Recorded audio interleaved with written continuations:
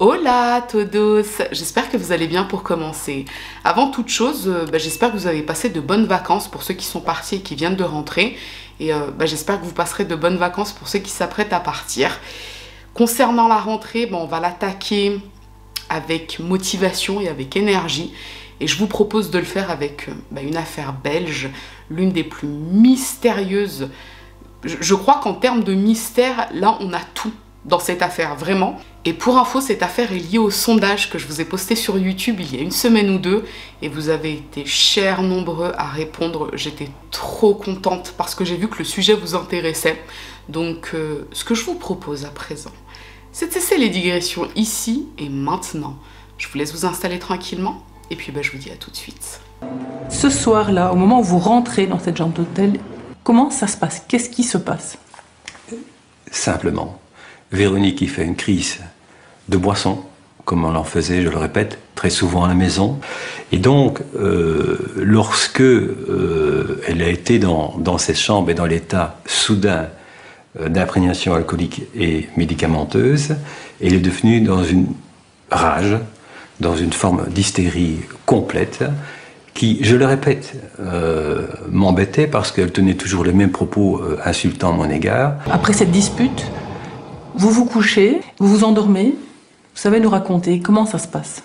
L'histoire se déroule en 2013 en Belgique, plus précisément à Ostende, une ville située en région flamande. On est le 31 octobre dans l'hôtel Mondo.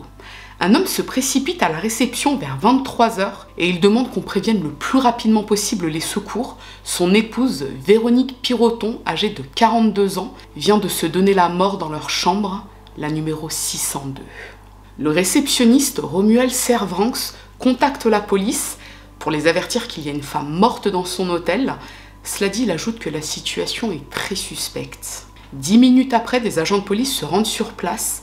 Ils pénètrent dans la chambre numéro 602 et dans la salle de bain, ils découvrent le corps sans vie et à moitié nu de Véronique Piroton. Elle est allongée au sol, un sac plastique à côté de sa tête. Et son époux, qui se trouve également dans la chambre, n'est pas n'importe qui, puisqu'il s'agit du député du parti Mouvement de Gauche, Bernard Westphel. Il est âgé de 55 ans et il semble plutôt calme. Bernard leur explique que lui et son épouse sont rentrés à l'hôtel un peu plus tôt dans la soirée, et tandis que lui est parti faire une sieste, son épouse s'est rendue à la salle de bain afin de se doucher. Il ne sait pas précisément au bout de combien de temps il s'est réveillé, mais lorsqu'il a ouvert les yeux, il a constaté que Véronique n'était plus à ses côtés. Il s'est levé, il est allé dans la salle de bain, et là il a vu le corps de Véronique allongé au sol. Elle avait le sac plastique qui était posé sur son visage, et il a soulevé le sac, mais il a réalisé qu'elle ne respirait plus et qu'elle s'était certainement donné la mort. Il s'est rendu à la réception pour qu'il prévienne les secours. Les policiers écoutent son histoire, mais tout de suite ils sentent qu'il y a quelque chose d'assez louche. Déjà quand ils ont pénétré dans la chambre, ils ont remarqué qu'elle était sans dessus-dessous.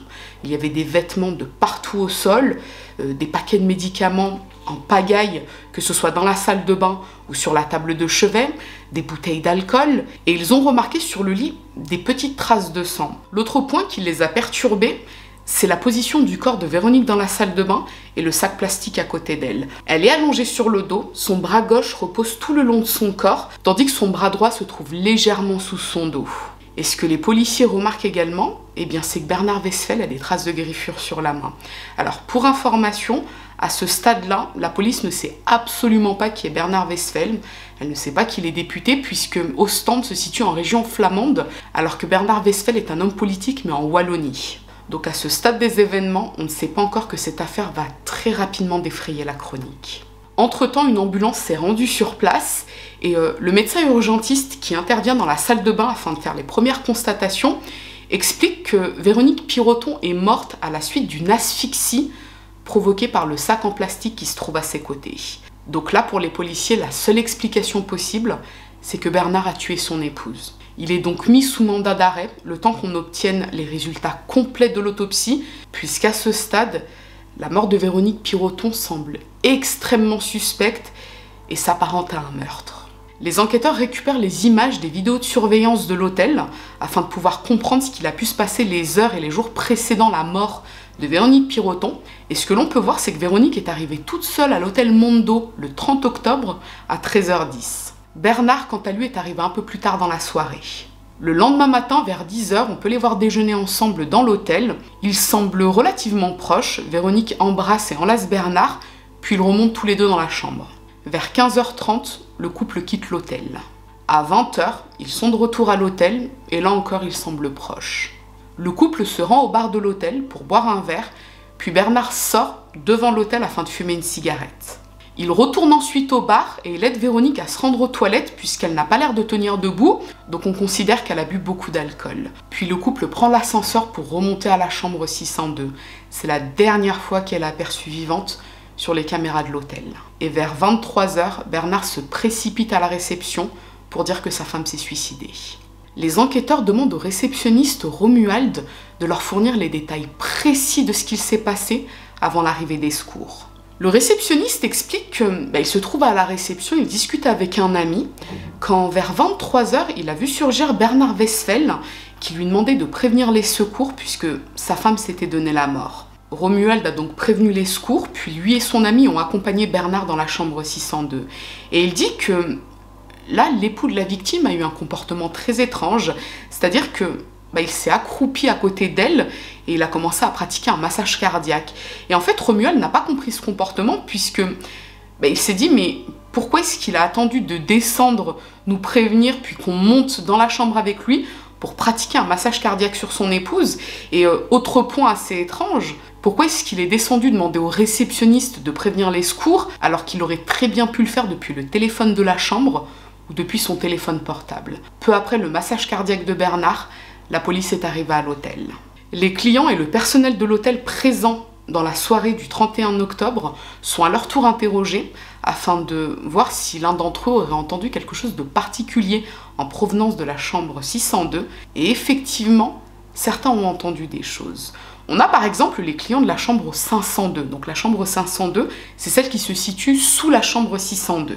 Ils disent que dans la nuit du 30 au 31 octobre, ils ont entendu le couple avoir une intimité à plusieurs reprises. Le lendemain, ils les ont croisés à la cafétéria de l'hôtel Mondo, donc chacun prenait son petit déjeuner, et ils ont remarqué qu'il s'agissait du couple qu'ils avaient entendu durant la nuit. Puis dans la nuit du 31 octobre au 1er novembre, donc la nuit durant laquelle Véronique Piroton est morte, ils disent avoir entendu des bruits très bizarres. Au début, ils pensaient que le couple avait une intimité, mais ils ont compris qu'il s'agissait d'une dispute puisqu'ils ont entendu une femme et un homme crier. Et au bout d'un certain moment, ils ont entendu un bruit sourd. Les clients de la chambre 601, celle qui se situe juste à côté de la 602, disent avoir entendu les mêmes bruits vers 22h. Et eux aussi, au départ, pensaient qu'il s'agissait d'un rapport intime, mais les bruits ressemblaient davantage à ceux provoqués lors d'une lutte. Bernard Westphel, qui est sous mandat d'arrêt à ce moment-là, est longuement interrogé. Et d'après lui, voilà ce qu'il se serait passé. Il a pris la route depuis Liège pour l'hôtel Mondo dans la soirée du 30 octobre. Lui et Véronique, qui sont mariés depuis 1 an environ, avaient prévu de passer la nuit ensemble afin de se retrouver un petit peu, puisque depuis quelque temps, ça n'allait plus trop. Il s'est perdu à Ostende, mais finalement, Véronique est parvenue à lui indiquer comment se rendre à l'hôtel. Donc là, il est monté dans la chambre, et d'après ses propres mots, ils ont passé une nuit pleine de tendresse et d'autres choses. Le lendemain matin, ils ont pris leur petit déjeuner ensemble, et là, Véronique lui a proposé de prolonger leur petite escapade. Il a accepté, elle a donc commandé une seconde nuit à l'hôtel. Ils sont remontés dans la chambre et ils se sont allongés, ils se faisaient des papouilles. Véronique aurait dit à Bernard qu'elle souhaitait avoir un enfant de lui, quand soudain, le téléphone de la chambre a sonné.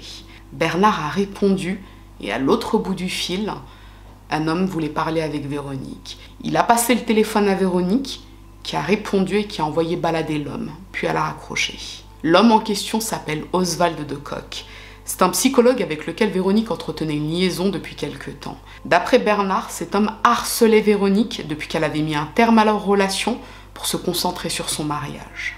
Après ce coup de fil, ils ont décidé d'aller se balader à Ostende, donc ils sont sortis de l'hôtel et ils sont ensuite allés se poser dans un café. Bernard voulait parler d'Oswald avec Véronique. Il voulait qu'elle joue franc jeu avec lui. Donc il lui aurait dit, écoute, c'est soit lui, soit moi, mais il faut que tu fasses un choix une bonne fois pour toutes.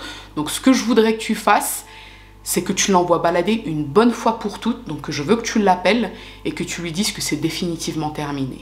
Et c'est ce qu'elle a fait. Elle a appelé Oswald et elle lui a laissé un message vocal. Après ça, Bernard s'est rendu aux toilettes et lorsqu'il en est revenu, Véronique avait disparu. Il s'est précipité à sa recherche dans les rues d'Ostende et il l'a retrouvée pas très loin du bar, dans un restaurant, et d'après lui, elle semblait déboussolée.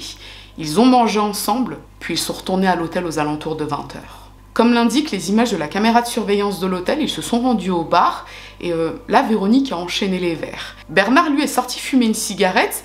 D'après lui, Véronique semblait excédée par sa présence. Donc il a préféré sortir fumer une cigarette et quand il est retourné au bar, Véronique voulait aller aux toilettes mais elle n'arrivait pas à marcher toute seule, donc il l'a aidée à se rendre aux toilettes. Et d'après les relevés téléphoniques du portable de Véronique Piroton, tandis qu'elle était dans les toilettes, elle a appelé à plusieurs reprises son amant, Oswald. Elle est ressortie des toilettes, Bernard et elle sont remontés dans la chambre.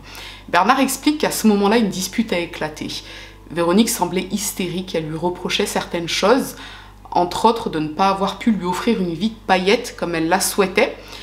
Elle lui reprochait de lui avoir menti sur des dettes qu'il avait quand il l'a rencontrée. Et d'après Bernard, la dispute a complètement dégénéré puisqu'elle s'est mise à le frapper tandis qu'il essayait de la maîtriser. Après l'avoir calmé, il s'est allongé sur le lit puisqu'il explique qu'il était extrêmement fatigué et il a vu que Véronique se dirigeait vers la salle de bain afin de se doucher. Il dit qu'il ne sait pas précisément au bout de combien de temps il a rouvert les yeux, mais il a constaté que Véronique n'était pas à ses côtés. Il s'est levé, il l'a cherchée et il l'a trouvée morte dans la salle de bain. Elle était à moitié nue, elle avait le sac plastique posé sur le visage et elle ne bougeait pas. Donc comme je vous l'ai dit précédemment, il a retiré le sac plastique, il a essayé de voir s'il pouvait la réanimer et en constatant qu'elle était morte, il s'est rendu à la réception. Donc d'après Bernard Westphal, les choses se sont passées de cette façon. Une dispute, il s'est endormi, sa femme s'est suicidée, il a constaté qu'elle était morte et il s'est rendu à la réception. Et à ce stade-là, les seuls éléments matériels que l'on a, ce sont les images des caméras de surveillance de l'hôtel, les relevés téléphoniques et le sac plastique sur lequel on n'a pas retrouvé ses empreintes à lui, mais des traces de maquillage de son épouse. Et il maintient qu'il est totalement étranger à sa mort. Mais le 3 novembre, les résultats de l'autopsie tombent.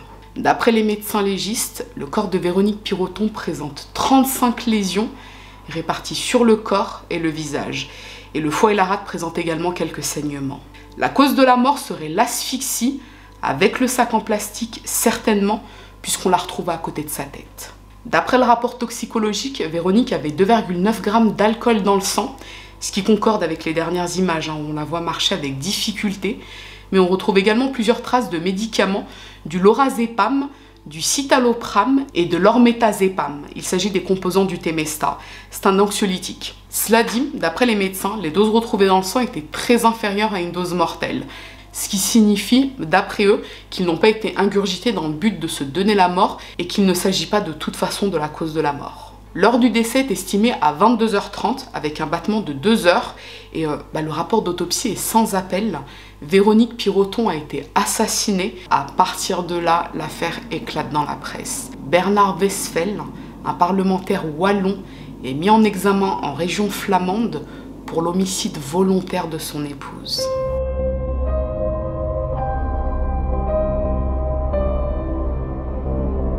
Bernard Westphal est un député wallon de 55 ans qui a cofondé en 1980 le parti de gauche Écolo avant de créer le parti Mouvement de gauche en 2012.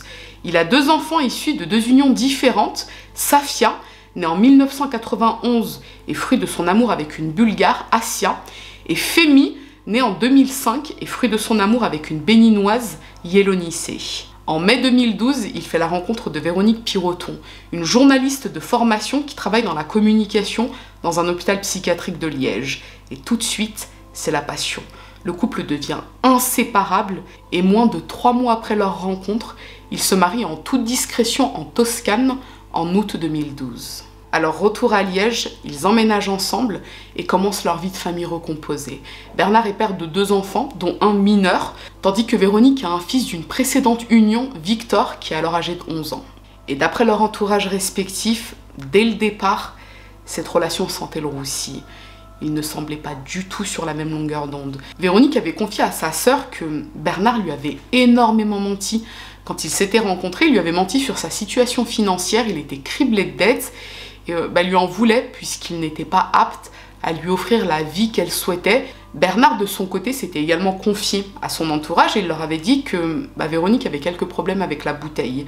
Elle avait tendance à beaucoup consommer d'alcool et dans ces moments-là, elle avait parfois des comportements inadaptés, voire dangereux. Yélonisse, la mère de Fémi, donc le plus jeune enfant de Bernard, avait une fois refusé de remettre son fils à Véronique qui était venue le récupérer en voiture pour le ramener chez eux parce qu'elle avait peur en fait que son fils monte en voiture avec Véronique alors qu'elle semblait avoir beaucoup consommé d'alcool. Et cette situation avait complètement dégénéré puisque Véronique avait ensuite porté plainte contre Yélonisse pour non-présentation d'enfant. Cela dit, la jeune femme était assez connue du parquet de Liège puisqu'elle était impliquée dans différentes procédures, ivresse sur la voie publique, accident de roulage sous influence, alors dites-moi si je me trompe, amis belges, mais moi je le comprends comme accident en état d'ébriété. Et elle était également impliquée dans des procédures avec son ex-mari, donc le père de son fils, qui souhaitait lui retirer la garde de Victor à cause, entre autres, de ses problèmes de dépendance à l'alcool. Cela dit, la famille et les amis de Véronique affirment que ces problèmes d'alcool ont commencé à partir du moment où elle a rencontré Bernard. Et ils ajoutent que c'était une très bonne mère, attentive, aimante et qu'elle n'aurait jamais mis fin à ses jours au risque de faire du mal à son fils Victor. Pour en revenir au couple, comme je vous l'ai dit, il y avait énormément de tensions entre eux, beaucoup de colère d'un côté comme de l'autre. Et en octobre 2012, soit quelques mois après leur mariage, Véronique a repris contact avec l'un de ses anciens amants, Oswald de Kock. Ils s'étaient fréquentés durant 4 ans par le passé, puis ils s'étaient séparés puisque Oswald ne voulait pas se marier, ne voulait pas non plus faire d'enfant avec Véronique, donc elle avait tout plaqué. Et ensuite, elle avait rencontré Bernard et elle l'avait épousé. Et d'après Oswald, Véronique n'était absolument pas dépressive, elle ne se serait jamais donné la mort. Il dit que il n'a pas constaté de problème d'alcool très prononcé chez elle, mais que sa relation avec Bernard était toxique. Ils avaient une relation suivie assez importante puisqu'ils se voyaient souvent, ils échangeaient des textos tous les jours, mais à côté de ça, d'après Bernard, elle lui avait expliqué que la relation entre elle et Oswald était terminée et qu'elle voulait se concentrer sur son mariage. Alors, concernant cette partie, on a effectivement la preuve matérielle que d'un côté, Véronique fréquentait Oswald en lui disant qu'elle voulait quitter Bernard, mais que d'un autre côté, elle expliquait à Bernard que Oswald la harcelait, qu'il ne voulait pas la lâcher, alors qu'elle voulait se concentrer sur son mariage. D'ailleurs, le 30 octobre, dans l'après-midi, Véronique a appelé Oswald et Oswald a enregistré cette conversation téléphonique à l'insu de Véronique Piroton, ce qui est quand même assez louche, on va pas se mentir, mais bon, toujours est-il qu'il a enregistré cette conversation et ce que Véronique lui dit, c'est qu'elle veut quitter Bernard, qu'elle en a marre de lui, qu'elle ne veut absolument plus rien avoir à faire avec lui, qu'il va bientôt déménager, qu'ils ne se reverront plus jamais, qu'ils vont divorcer, etc. Mais à côté de ça, quelques heures après, Bernard arrive à l'hôtel et elle propose qu'il prolonge leur séjour et on a des preuves matérielles qu'elle maintenait le contact avec Bernard. En fait, je pense que cette partie a beaucoup desservi Véronique Piroton puisqu'on a les preuves matérielles qu'elle a joué un double jeu, qu'elle avait une relation adultérine avec Oswald, qu'elle lui disait qu'elle voulait quitter Bernard et qu'à côté de ça, elle avait une relation avec Bernard en lui disant qu'Oswald était un ancien amant qui la harcelait continuellement alors qu'elle ne voulait pas de lui. C'est d'ailleurs pour cette raison qu'il s'est permis d'appeler dans la chambre d'hôtel dans l'après-midi du 31 octobre, vous vous souvenez, quand elle et Bernard étaient allongés, qu'ils se faisaient des papouilles et des projets d'avenir. Là en fait, Oswald a appelé puisqu'il pensait que Véronique se trouvait seule dans la chambre. Ensuite, elle l'a envoyé balader, elle a raccroché, il a rappelé et on l'a de nouveau envoyé balader. Alors, bien évidemment, l'emploi du temps d'Oswald de Kock a été vérifié par la police et au moment de la mort de Véronique Piroton, il se trouvait à Liège. Il n'a pas mis les pieds en région flamande à ce moment-là, donc il n'a rien à voir dans cette affaire. Quoi qu'il en soit, une fois que la presse entend parler de cette liaison, ça devient le mobile. C'est-à-dire qu'on suspecte Bernard d'avoir tué son épouse parce qu'elle voulait le quitter pour son amant. Mais depuis sa cellule, le député n'en démord pas. Il n'a pas tué sa femme, il ne sait pas précisément ce qu'il s'est passé vu qu'il dormait, mais ce dont il est sûr, c'est qu'il ne lui a pas fait de mal. Et concernant la trentaine de lésions qu'on a retrouvées sur le corps de Véronique, il a une explication. Il dit que quelques jours avant qu'il ne se rende à Ostende, Véronique, qui avait beaucoup bu, se trouvait chez elle et elle a fait une chute dans les escaliers. Voilà, c'est ce qui expliquerait toutes ces lésions sur son corps. Et concernant les lésions sur le visage, il explique que ça pourrait être à cause des ambulanciers lorsqu'ils ont récupéré le corps de son épouse. Mais pour la famille de Véronique Piroton, cette histoire ne tient pas debout. C'est lui qui l'a tuée parce qu'elle s'apprêtait à le quitter. Il a ensuite fait croire qu'elle s'était suicidée. Et si même son immunité parlementaire ne l'empêche pas d'être incarcérée, c'est qu'il doit y avoir des preuves solides. Le 9 novembre 2013, Véronique Piroton est inhumée auprès des siens à Liège et le même jour, Bernard Westphel est remplacé à la présidence du parti Mouvement de Gauche. Alors, petit point à préciser, dès le 1er novembre, les avocats de Bernard Westphel ont demandé à ce qu'il soit relâché puisque il était censé bénéficier d'une immunité parlementaire, mais sa demande a été rejetée à plusieurs reprises. Alors moi je ne peux pas vous l'expliquer puisque je ne suis pas belge, donc je ne connais pas très bien le contexte politique en Belgique. Je ne sais pas si c'est parce qu'il est wallon et qu'il a été arrêté en région flamande, est-ce que ça a joué sur son incarcération? Honnêtement, je ne veux pas vous dire de bêtises. Par contre, si des Belges passent par là, n'hésitez pas à l'indiquer dans l'espace commentaire, hein, si vous connaissez la raison pour laquelle son immunité parlementaire ne l'a pas empêché d'être incarcéré. Quoi qu'il en soit, les jours, les semaines et les mois passent. Bernard Westphel est toujours incarcéré en région flamande, tandis que ses avocats et sa famille continuent de clamer son innocence, alors qu'en face, la famille de Véronique Piroton clame sa culpabilité. Mais le 10 avril 2014, les avocats de Bernard Westphel donnent une conférence de presse après avoir reçu la contre-expertise toxicologique de Véronique Piroton. Il s'avère que la quantité de médicaments et d'alcool qu'elle a pris le soir du 31 octobre peuvent provoquer la mort. D'après les avocats de la défense, et en prenant en compte la contre-expertise, l'une des causes possibles de la mort serait que Véronique se soit étouffée avec le sac en plastique en cherchant à prendre de l'air, puisqu'elle aurait eu du mal à respirer à cause de ce qu'elle avait ingurgité. En gros, elle a pris des médicaments et de l'alcool en très forte quantité, ce qui est très dangereux. Et arrivée dans la salle de bain, elle a commencé à manquer d'air à cause des effets de l'alcool et des médicaments. Elle aurait pris le sac plastique pour essayer d'inhaler de l'air. Malheureusement, elle est tombée à la renverse à cause des médicaments et de l'alcool, et le sac plastique est tombé sur son visage. C'est la raison pour laquelle on aurait retrouvé ce sac plastique à côté d'elle. Mais vous verrez qu'au fil de l'affaire, ce sac en plastique s'est certainement retrouvé au milieu de toute cette histoire sans aucune raison.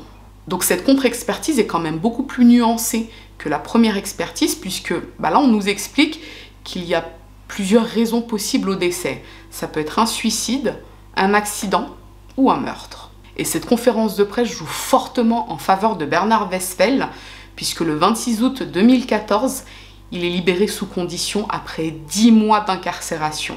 Peu après, il quitte ses fonctions au Mouvement de Gauche, et d'après ce que j'ai lu dans différents articles de presse, lors de son départ, on lui a refusé une partie de ses indemnités de départ. Vous savez, quand un parlementaire, député quitte ses fonctions, il a le droit à des indemnités. C'est lui qui a démissionné de ses fonctions, puisque le Mouvement de Gauche le lui demandait, et il était censé toucher une indemnisation assez conséquente quand même, mais on lui a refusé une partie par rapport au procès sur le meurtre de son épouse, puisqu'à ce moment-là, il est libéré sous condition, mais il n'est pas libéré définitivement, c'est-à-dire qu'il est dans l'attente de son procès. Et en février 2015, le chef d'accusation est modifié. Jusque-là, Bernard Westphel était mis en examen pour l'assassinat de son épouse. Le chef d'accusation est modifié pour meurtre. L'assassinat, c'est un homicide prémédité, alors que le meurtre, non. Le 5 mai 2015, Bernard Westphel est renvoyé devant les assises de Wallonie pour le meurtre de Véronique Piroton. Cela signifie que ce sera à la Wallonie de le juger et non pas à la région flamande.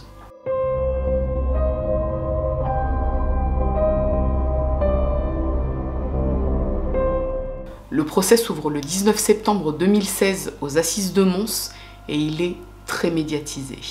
Durant ce procès, on revient sur le parcours de Véronique. Elle a été élevée par ses grands-parents en région liégeoise à la suite de la séparation de ses parents. Sa grande sœur, en revanche, vivait avec sa mère. Elle les voyait, bien sûr, mais ce sont essentiellement ses grands-parents qui l'ont élevée. Elle entame des études journalistiques, puis épouse Konstantinos Tsermias, avec lequel elle a un fils, Victor, mais la relation se détériore très rapidement, puis elle fait la rencontre d'Oswald de Kock, avec lequel elle entretient une relation durant 4 années. Là encore, elle n'est pas satisfaite, puisque Oswald ne veut pas lui faire d'enfant, et surtout, il ne veut pas l'épouser. Donc elle le quitte, et peu après, elle rencontre Bernard Westphel, et là, tout va très vite entre eux. Ils se marient et ils emménagent ensemble. Sur le plan professionnel, comme je vous l'ai dit, elle a fait des études de journalisme, donc elle voulait impérativement travailler dans ce milieu. Le problème, c'est qu'elle n'y est pas vraiment parvenue. De ce que j'en ai compris, c'était lié à ses relations avec ses collègues. Ça n'allait pas forcément très bien, donc elle n'est jamais parvenue à vraiment percer dans le journalisme, mais elle a pu ensuite se réorienter dans la communication. Elle a trouvé un poste dans un hôpital psychiatrique de Liège, et elle semblait s'y épanouir. Toutes les personnes de son entourage qui sont amenées à témoigner sont unanimes. C'était une femme intelligente, cultivée, très drôle. Alors on apprend qu'elle a déjà fait par le passé plusieurs tentatives de suicide, mais sa famille explique qu'en fait elle ne cherchait pas à se donner la mort, c'était un appel au secours. Elle semblait avoir besoin de trouver de l'aide, mais sans qu'on ne sache vraiment de quoi elle souffrait. D'après la défense, bien au contraire, ces différentes tentatives ne sont pas anecdotiques, puisque ça signifie que par le passé, elle a voulu en finir avec la vie. Donc forcément, pour eux, ça appuie la thèse du suicide pour le soir du 31 octobre 2013. Durant le procès, on revient également sur le parcours de vie de Bernard Westphel. Son enfance durant laquelle il a été maltraité par son père, son envie de s'émanciper très jeune, ses conquêtes, sa personnalité. D'après l'avocat général, ce serait un homme violent, jaloux et possessif. Mais toutes ses ex-compagnes sont unanimes, il n'a jamais levé la main sur elle. Au contraire, il était du genre à fuir le conflit autant que possible. Mais si Bernard n'est pas un homme violent et qu'il n'a jamais frappé Véronique, comment expliquer toutes les lésions sur son corps? Lui dit qu'elle est tombée dans les escaliers quelques jours avant sa mort, qu'ensuite certaines des lésions ont pu être provoquées par le personnel médical lorsqu'ils sont venus récupérer le corps. D'après l'avocat général, ça paraît quand même assez invraisemblable. Selon lui, ce soir-là, ils se sont effectivement disputés dans la chambre 602. Bernard a agressé son épouse, il l'a frappée et ensuite il l'a tuée. Et ce scénario peut concorder avec les déclarations des personnes qui se trouvaient à l'hôtel ce soir-là, puisque souvenez-vous que les clients de la chambre juste en dessous et de la chambre juste à côté disent avoir entendu une lutte, en tout cas des bruits assez bizarres, puis un bruit sourd, comme un corps qui tomberait d'un coup au sol. Mais c'est là qu'un élément fondamental va jouer en faveur de Bernard Westphel. C'est la déclaration du médecin urgentiste qui est intervenu dans la chambre le 31 octobre. Alors accrochez-vous, parce que c'est la chose la plus bizarre, la plus étrange que j'ai entendue de toute ma vie. Franchement, vous n'êtes pas prêts. Souvenez-vous qu'au début de l'affaire, je vous ai dit que quand le médecin était intervenu dans la chambre, voilà, il y a les premières constatations. Et là, le médecin avait déclaré que Véronique Piroton était morte par asphyxie et qu'elle avait été étouffée par le sac en plastique qui se trouvait à proximité de sa tête. Ok ? Lorsqu'il y avait eu une reconstitution des faits peu après le meurtre, tout le monde avait dû reproduire les gestes qu'il avait faits dans la soirée du 31 octobre. Bernard Westphel, le réceptionniste, son ami et également les policiers et le médecin urgentiste. Il s'avère que durant la reconstitution, donc le médecin urgentiste a montré ce qu'elle avait fait le soir du 31 octobre. Elle est rentrée dans la salle de bain, elle a vu le corps allongé, elle s'en est approchée et là la caméra tourne puisque les reconstitutions sont filmées. Et on lui dit d'accord, donc vous avez constaté quoi exactement? Elle dit j'ai constaté que Madame Piroton était morte asphyxiée. Donc là on lui a demandé sur quoi elle s'était appuyée pour dire que Madame Piroton s'était asphyxiée. En fait, la médecin urgentiste a tout simplement entendu les gens qui se trouvaient dans la chambre, à savoir Bernard, le réceptionniste et les policiers, parler d'une asphyxie avec un sac plastique sur la tête. Donc sans même examiner le corps, elle en fait, elle a entendu asphyxie, sac plastique, elle a noté asphyxie, sac plastique. Donc pour résumer, l'arme du crime qui était jusque-là le sac plastique n'a en fait peut-être rien à voir dans toute cette affaire, puisque il pourrait simplement s'agir d'un sac plastique qui est tombé sur le visage de Véronique Piroton quand elle est tombée dans la salle de bain. Il s'est retrouvé au milieu de tout ça, alors que en fait, le médecin urgentiste n'a même pas vérifié la thèse de l'asphyxie. Elle a entendu asphyxie, elle a noté asphyxie, ce qui a forcément ensuite influencé l'expertise par les médecins légistes. Et ça change tout, puisque forcément, si on écarte l'asphyxie de toute cette affaire, ça appuie encore davantage soit la thèse de l'accident, soit la thèse du suicide. Puisque là, on appuie davantage sur le fait que Véronique Piroton s'est très certainement suicidée, ou a peut-être pris trop de médicaments et trop d'alcool en même temps, ce qui aurait provoqué sa mort. Et à ce moment-là, on n'a plus besoin d'expliquer l'asphyxie, puisqu'on écarte cette cause de décès. Bon, j'espère que j'ai été claire pour cette partie, mais juste gardez en tête que le sac plastique n'a peut-être rien à voir dans toute cette affaire, et que, en soi, on n'est même pas sûr en fait que Véronique Piroton est morte à la suite d'une asphyxie. Et le gros problème durant ce procès, c'est que on va assister à une bataille des experts. C'est-à-dire qu'on va avoir tout un tas d'experts qui vont intervenir, certains pour la défense, d'autres pour l'accusation, et chacun apporte des preuves irréfutables. En fait, chacun a des preuves qui démontrent soit que c'est un suicide, soit que c'est un meurtre, soit que c'est un accident. Et tout ça, forcément, ça a de quoi perdre un petit peu le jury, puisque chaque jour, il est confronté à un nouveau témoignage qui va dans un sens, qui appuie une thèse, avec tout un tas de preuves, et puis le lendemain, on leur apporte une nouvelle thèse, et là encore avec des éléments de preuve.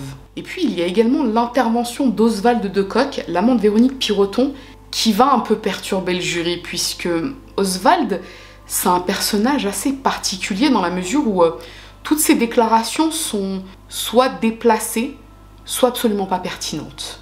Il ment à plusieurs reprises, il se contredit dans ses déclarations, et il donne clairement une très mauvaise image de lui. D'autant qu'on lit certaines des lettres qu'il a envoyées à Véronique par le passé et dans lesquelles il lui souhaite de mourir dans un coma éthylique. Il lui parle sans équivoque de son penchant pour l'alcool et il se moque de ses problèmes psychologiques et de sa dépendance à l'alcool. Et ça, c'est très mal perçu durant le procès puisque, pour rappel, Oswald de Kock est psychologue. Quoi qu'il en soit, ce que l'on apprend grâce à toutes ces déclarations, c'est qu'effectivement, Véronique Piroton souffrait. Elle rencontrait des soucis d'ordre émotionnel au moins. Et on apprend par exemple qu'en 2010, elle a porté plainte contre l'un de ses anciens professeurs du collège qui a abusé d'elle à plusieurs reprises quand elle avait 14 ans. En gros, il la violait, puis ensuite il lui disait qu'elle resterait qu'un objet sexuel pour les hommes, qu'aucun homme ne pourrait jamais l'aimer, jamais la respecter, et ça lui a rongé le cerveau. Sa plainte de 2010 avait été classée sans suite, puisque le professeur n'avait jamais avoué ce qu'il lui avait fait. D'ailleurs, il a été convoqué durant le procès de Bernard Westphal, et là encore, il a dit qu'il n'avait jamais rien fait à Véronique Piroton, qu'elle avait fait un transfert sur lui, mais qu'il n'avait jamais profité de la situation. Toujours est-il que le procès touche à sa fin, et l'avocat général présente deux théories. Il l'a soit étouffé avec un oreiller, ensuite il a déplacé le corps dans la salle de bain, soit avec le sac plastique. Mais d'une manière ou d'une autre, il l'a étouffé. Et le 6 octobre 2016, le jury rend son verdict. Bernard Westphal est acquitté au motif que tous les experts sont d'accord pour dire que la mort par intoxication alcoolo-médicamenteuse ne peut pas être exclue. Et dans la mesure où il existe un doute raisonnable, l'accusé ne peut pas être condamné. Ce n'est pas seulement un soulagement, c'est aussi une grande tristesse parce que c'est terrible d'avoir vécu une chose pareille. Vous ne pouvez même pas vous rendre compte de la souffrance que j'ai dû subir tous les jours, mais aussi de la famille de Véronique, aussi de Victor, et de ma fille, et de tout mon environnement. Ça a été vraiment épouvantable, quoi. Et puis alors, ce déferlement médiatique contre moi, et puis alors aussi, ce parquet de Bruges qui a tout fait pour essayer de convaincre l'opinion publique que j'étais un salaud, un assassin ou un homme capable de poser ce genre de geste. Aujourd'hui, on voit bien que c'est pas vrai. On voit bien que je suis un homme libre, un homme respectueux des autres. Après l'énoncé du verdict, l'entourage et la famille de Bernard Westphal se sont dit soulagés. Ils l'ont toujours soutenu, surtout sa fille Safia, qui n'a jamais douté de lui et qui a toujours clamé l'innocence de son père. Je suis vraiment extrêmement soulagée. Je suis aussi extrêmement peinée de la situation parce que c'est quand même un drame atroce. Il ne faut vraiment pas l'oublier. Je pense énormément à Victor et j'aimerais vraiment que toutes les personnes, tous les protagonistes pensent à Victor. Il faut juste se rendre compte que c'est un énorme drame humain pour toutes les parties et qu'aujourd'hui ma plus grosse pensée va envers la partie civile, mais surtout envers mon père qui est innocent et je vous le promets. C'est un acquittement au bénéfice de doute, mais je vous promets que mon père est innocent et qu'aujourd'hui la justice a été faite. Et quelques jours à peine après l'énoncé du verdict, l'ex-député publie un livre qui retrace toute cette affaire, Assassin. C'est le titre. La famille et l'entourage de Véronique Piroton ont quant à eux très mal accepté ce verdict. D'ailleurs, en mars 2018, l'ex-mari de Véronique dépose plainte au civil contre Bernard Westphal afin de lui faire porter une responsabilité quelle qu'elle soit, puisque d'après lui, Bernard a quelque chose à voir dans la mort de Véronique. Mais en mai, il est débouté, ce qui signifie qu'il n'a absolument rien à voir, que ce soit de loin ou de près avec la mort de son épouse. Bernard reprend donc sa vie là où il l'avait laissée, il se marie avec une femme qu'il avait rencontrée en prison en 2014 et il devient papa pour la 3e fois en 2019. En octobre 2020, il touche 83 150 € d'indemnité de l'État belge pour ses 10 mois de détention préventive à la prison de Bruges. Depuis, Bernard Westphal a tenté de renouer avec la politique sans succès. Et même s'il a définitivement été acquitté par la justice de son pays, beaucoup considèrent que finalement, il pourrait ne pas avoir tout dit sur les circonstances troublantes du décès de son épouse, survenue une nuit de septembre 2013. Autre affaire qui aura marqué notre actualité judiciaire, l'affaire Westphal-Piroton. Depuis le décès de sa maman dans cette chambre d'hôtel à Ostende, Victor Piroton a toujours fui les caméras. Ce matin, il assistait à la présentation d'un livre qui raconte la vie de sa mère Véronique Piroton. Un récit à la première personne, comme si elle parlait, mais c'est écrit par un ami de la famille. Julien Modève, David Muller. Il ne dira pas un mot. Victor est à l'âge où l'on peut prendre la parole, mais il préfère l'efficacité du silence. Je suis très heureuse qu'il soit là parce que je comprends que ce soit difficile pour lui. En plus, tout ce qui a été médiatisé comme ça, on n'a rien demandé. Nous, on est des gens tout simples, on n'avait pas besoin de ça. Mais là, je suis fière de lui parce que voilà. Et il représente sa maman et c'est important qu'il soit là. Pourtant, il a lu et approuvé chaque phrase de ce livre, qui pose la seule question qui soit encore sans réponse après ce procès. Comment Véronique Piroton est-elle morte? Certainement pas seule dans la salle de bain. Il y a bien un meurtre, mais pas de meurtrier, puisque le jury a eu un doute. On accepte qu'il y ait un doute, mais nous, on est sûr qu'on ne se trompe pas. On sait qu'il est responsable de quelque chose. Maintenant, pour moi, je ne parle pas de préméditation. Je ne pense pas que ce monsieur est allé retrouver ma sœur qui n'avait pas envie de le voir à Ostende pour aller la tuer. Mais c'est lui qui a fait quelque chose quand même. Elle n'est pas morte toute seule.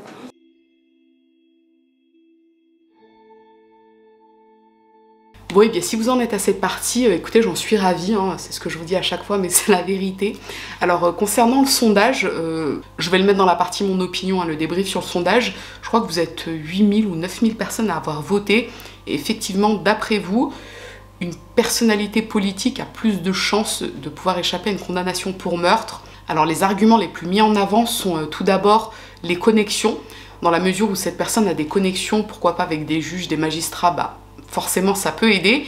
Et il y a un autre argument qui a été mis en avant et que j'ai trouvé très pertinent. Le premier aussi, hein, je l'ai trouvé pertinent, mais c'est vrai que celui-ci, je l'ai trouvé très pertinent dans la mesure où c'était une réflexion qui était un peu différente. C'est l'argent. La personne, les personnes qui en ont parlé mettaient en avant qu'une personnalité politique, après ça pourrait être une personnalité tout court, mais là dans le sondage il était question de personnalité politique, a plus de chances d'engager de meilleurs avocats. Donc qui dit meilleurs avocats dit meilleure défense. Maintenant, pour en revenir à l'affaire en elle-même, quand j'ai commencé à écrire cette affaire, je lisais tout un tas d'articles de presse, je regardais des petits reportages, vous savez, les petits reportages de 2-3 minutes durant le procès, etc. Et cette histoire, je la trouvais complètement ouf, mais pour moi, en fait, Bernard Westphal avait tué son épouse. Voilà, pour moi, c'était sûr et certain en fait qu'il avait tué son épouse. Ensuite, j'avais regardé le documentaire Netflix que je vous conseille. Il s'appelle Soupçon, les dessous de l'affaire Westphal, je crois. Une dinguerie. Franchement, amis belges, il est trop bien fait, votre documentaire sur Netflix. J'ai tout aimé en fait dans ce documentaire. Tout, vraiment, tout était parfait selon moi. Et après avoir vu ce documentaire, j'avais des doutes, je me disais mais attends, mais en fait c'est un peu plus complexe quand même que ce que j'ai pu en lire jusqu'à présent.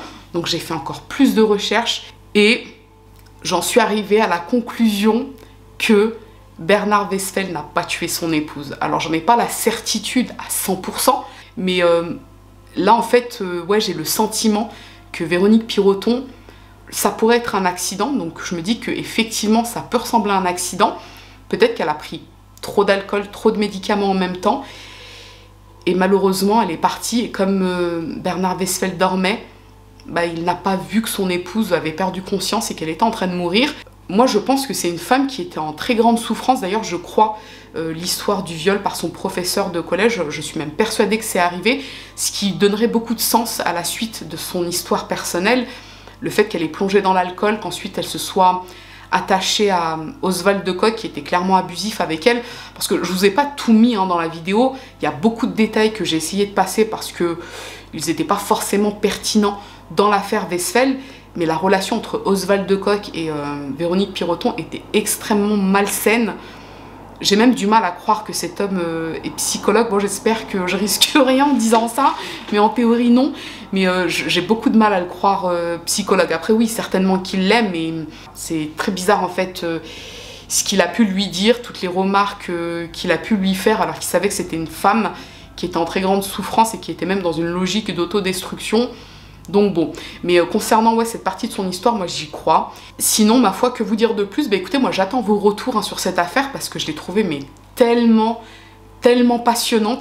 Mon cerveau il allait dans tous les sens parce qu'il y avait trop de choses et après coup, en me relisant, en voyant les choses sous un autre angle par rapport à mes recherches et à mon ressenti, à la fin j'étais là, je me disais mais en fait, est-ce que cette affaire n'est pas partie aussi loin à cause d'un pauvre sac en plastique qui s'est retrouvé dans une pièce, à un endroit, par accident? Ouais, en tout cas c'est comme ça qu'à la fin j'étais là, je me disais, et si en fait toute cette affaire n'était due qu'à un simple sac en plastique retrouvé à proximité par accident? Sinon, bah écoutez, je vais vous laisser parce que mon épisode de Sermon de minuit m'attend. Pour ceux qui connaissent Sermon de minuit de Mike Flanagan, dites-moi en barre des commentaires si c'est pas la dinguerie de l'année. Mike Flanagan, déjà, c'est l'un de mes réalisateurs de films d'horreur modernes, mes préférés. Il fait que des dingueries, moi j'aime trop son œuvre. Et là, je suis en train de me regarder Enfin, je la re-regarde pour la 3e ou la 4e fois, sa mini-série Sermon de minuit qui est... Enfin bref, j'ai trop kiffé. Bon, ça fait peur un peu, mais moi je suis une flippette, donc j'ai peur de tout et de rien. Mais en tout cas, ceux qui aiment bien tout ce qui est un peu horreur fantastique, avec des petits trucs un peu inattendus, allez-y, vous n'allez pas être déçus. Enfin bref, ce que je vous propose, c'est que si cette affaire vous a intéressé, à défaut de vous avoir plu, n'hésitez pas à me mettre un petit j'aime sous la vidéo, mais surtout, n'hésitez pas à vous abonner, c'est encore mieux. Je vous dis à très bientôt.